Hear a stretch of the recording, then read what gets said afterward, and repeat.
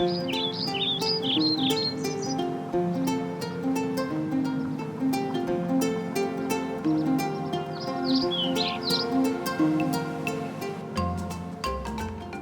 Nigerian Montane Forest Project is based on Mambilla Plateau in Taraba State, a remote corner of Nigeria bordering the Cameroon. It is a highland area, and the Mambilla Plateau is home to some very rare and precious forests. One amazing fact with Nganyaki Forest is its unique biodiversity. It has species which is uncommon to any other place. We find trees in Nganyaki that are only found in this part of the world. We have a lot of primates like patinus monkey, tentalus monkey, baboons, chimps, but in 2002, everything have been shot. When I first came to Nganyaki Forest Reserve in 2002, I could see the potential that this forest had. But I could also see the threats that it faced. Before, the forest was left without any security looking after the forest. People went in, cut the trees, harvest honey, set up traps, gun animals, shoot animals. But when the project came in, we set up community. They were amazing local community. They were truly special people. And yet I could also see how they were suffering. A lot of people had nothing, no employment. So my vision was to combine conservation of this amazing biodiversity with job creation for the community. And out of that vision came the Nigerian Montane Forest Project. Before the project started, we only have farms, small business selling like banana. But now the projects have employed more than 36 staff full-times. That makes our community even putting more support than destroying the forest. Now the project has a field station that is based right on the edge of Nganyaki Forest, which internationally is an amazing, good thing for a field station to be placed so close to the forest. The field station is run by the local community almost completely. I was called upon to come over here in the capacity of a science coordinator.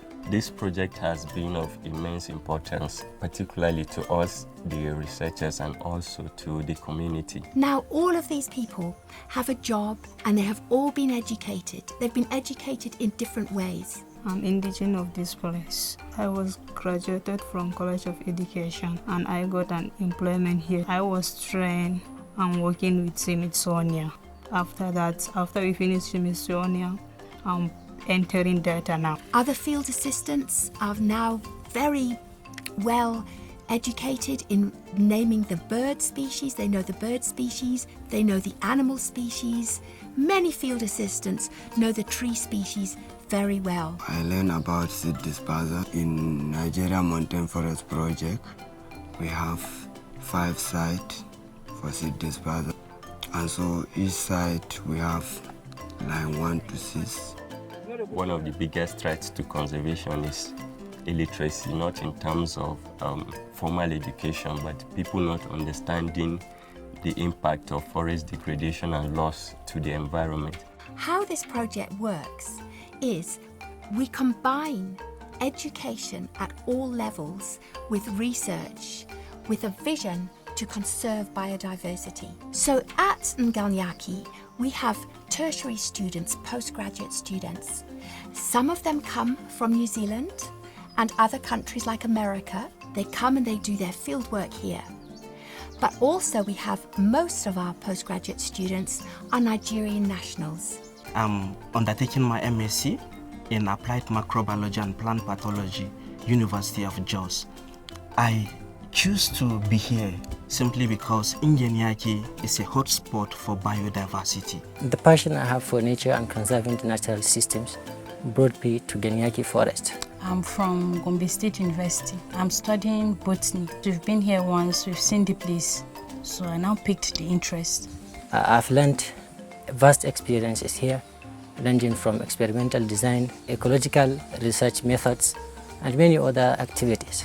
Coming here has impacted a lot on me because most of the things we've been taught in school is theory, but here you see them practicals.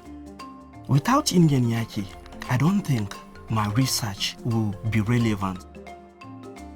I've gotten to understand a lot more about conservation and ecology than I would have learned otherwise.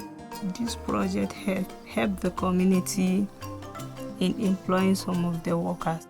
This community of Yelua have benefited a lot from this Nigerian Montane Forest initiative. With the project here, the forest is secured, the forest is fast regenerating, and our wild animals are very safe.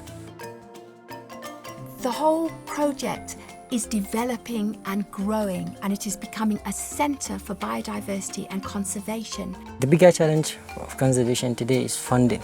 The project needs additive support and funding. There are times when you have very few people in the field station, and there are certain times they have a lot of guests. We need so many buildings, such as the labs, hostel for students. You would like to download some papers and other things to compare it, maybe when you're trying to put in things together. You can't run a field station without the internet, especially considering the fact that there's no mobile network accessible here.